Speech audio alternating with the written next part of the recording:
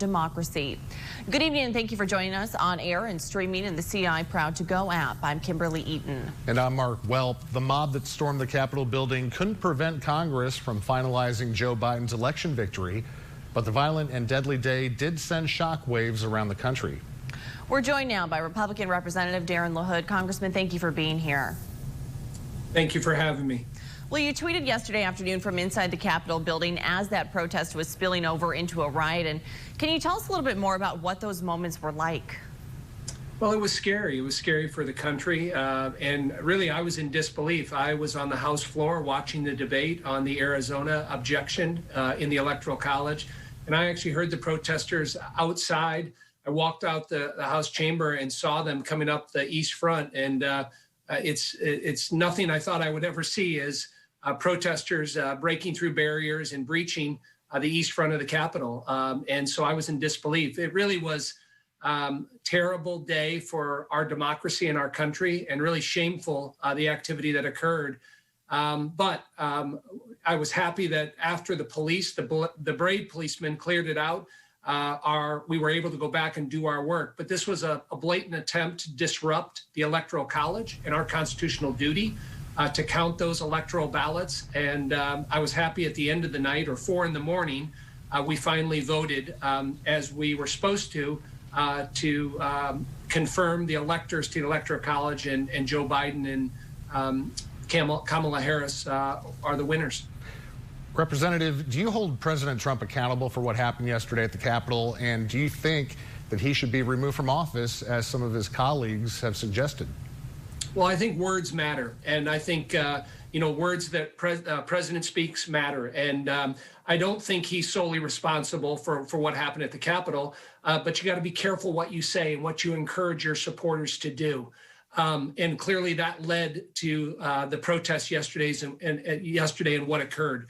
But make no mistake about it, this type of activity cannot be tolerated. We've had 240 years of democracy. We're the greatest democracy in the world, and we have lots of disputes. But I think what people in my district understand, that elections can be heated. They can be, people can get angry, but after the elections are over, we need to come together. We need to govern. We need to work on behalf of the people.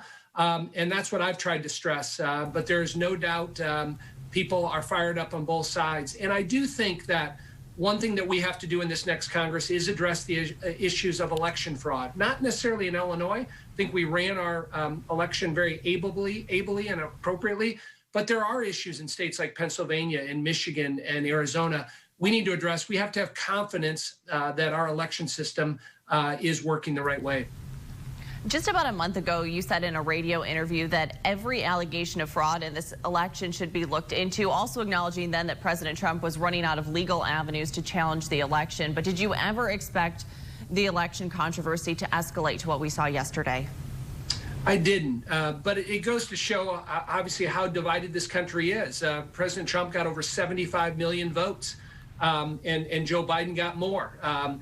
So it was very, very close. You saw the closeness in the U.S. Senate and the U.S. House, and so people are divided, and that's good for our democracy. But again, for our democracy to function, we have to do what we did yesterday. And I made the decision under the Constitution that to certify the ballots. That's what we're supposed to do. And I'm glad Vice President Pence did the same thing after a lot of pressure. But that's the way our system is set up.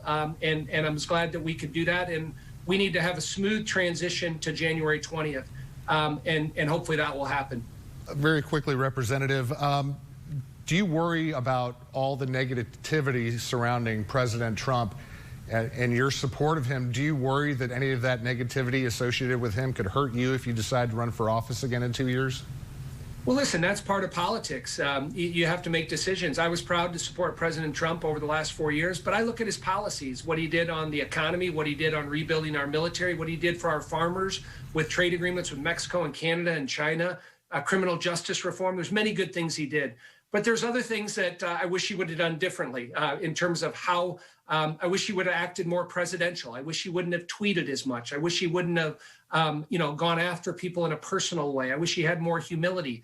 So he clearly has flaws. But in terms of his policies, what he did on the Supreme Court, I think was excellent. So it's a mixed bag. But yesterday was not a good mark on his presidency and on the country. And I hope over the next 13 days he can go out with some dignity and have a smooth transition to the next administration. But there are many things that he accomplished over the last 4 years that were good for my constituents and for my district. But that's part of politics. You have to have thick skin and you have to make decisions that you think are best for the people you represent. Well, Representative, we know you've had a couple long days here, so we want to thank you for taking the time to join us tonight. Thank you very much. All right, thank you.